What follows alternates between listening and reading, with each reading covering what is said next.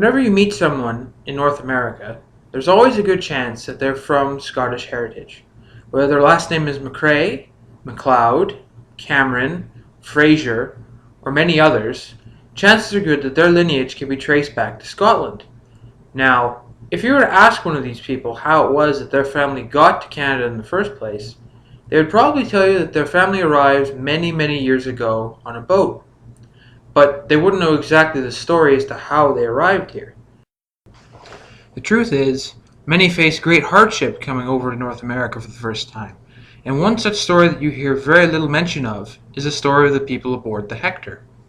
The HECTOR was an old Dutch ship that was sent over from Scotland in 1773, carrying a boatload of Scottish refugees suffering from current hardships that had befallen the land of Scotland. These people came over to Canada in the hopes of a new life, living in Nova Scotia. Unfortunately, they were only faced with more tragedy and hardship, and as I will tell you over the next 15 to 20 minutes, these people braved such tragedies that many of us could scarcely imagine existed. Now, before I get into what exactly happened on the voyage and what happened to the people once they finally landed in Canada, it'd be a good idea to talk about the context for why they left. After all, leaving your home back in the 1700s was a dangerous idea to begin with, a life-threatening one in fact. Now, traveling by ship in these days was also very dangerous. You never knew exactly if you were going to make it to where you were planning on going.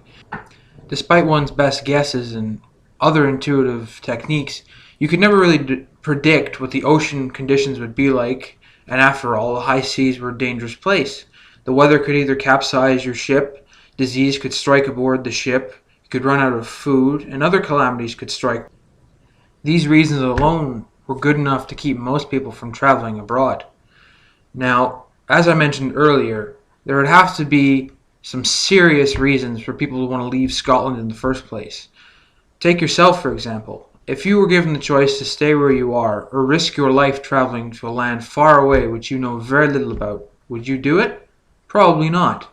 The reason is that your life is more important than traveling somewhere. Unfortunately for the Scottish people, they faced a series of incidents where they didn't really have a choice. It is either move far away to a new land or just die out.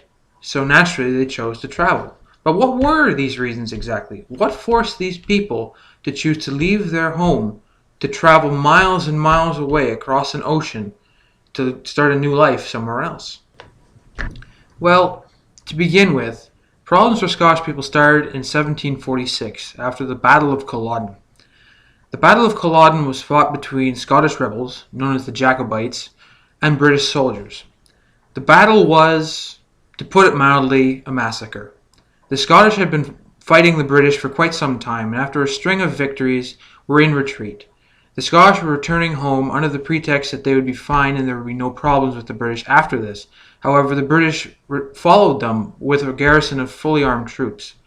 Now, the Scottish at this point were tired, hungry, and basically worn out from fighting. These men had been away from their homes for quite some time. The British, on the other hand, were fully armed, fully trained, and fresh and ready to fight. As a result, the Scottish never stood a chance. The Battle of Culloden lasted no more than 40 minutes. At the end of the battle, many Scottish men were killed, approximately 1,000, and another 500 were captured. The British, for what it's worth, lost only 50 men, and roughly 249 were wounded. This battle was historic for the Scottish people, as this one battle led to a string of horrible events that would eventually lead to great emigration out of Scotland. Following this horrific defeat, the British decided to impose new law to oppress the Scottish people. After all, if you go through a huge rebellion, you don't want to have to repeat the same process in a short period of time.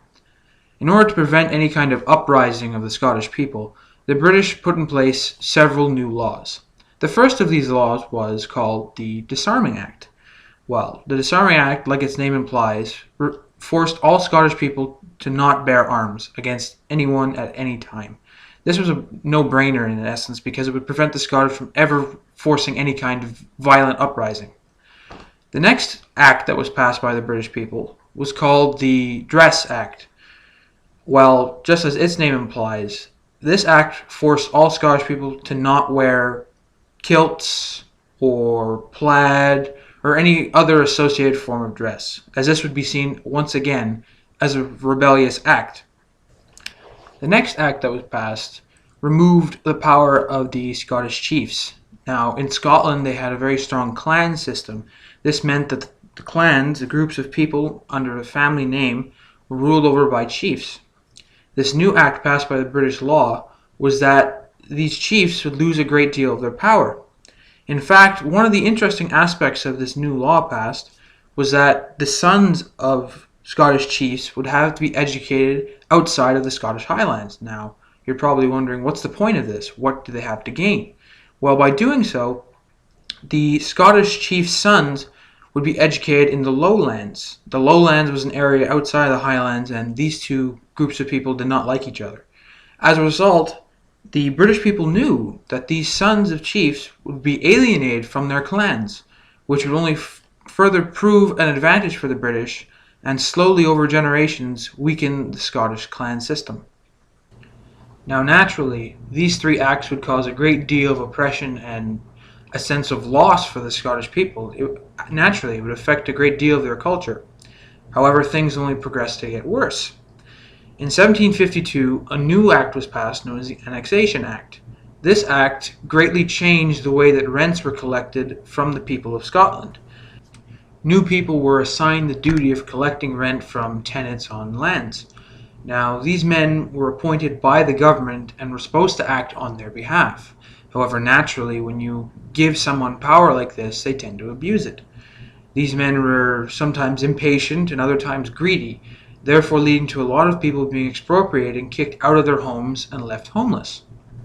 Even so, those who were able to accept these new changes and were able to keep their homes soon found that the rent in the land of Scotland was always increasing and forcing them to pay more of their labor to keep their homes.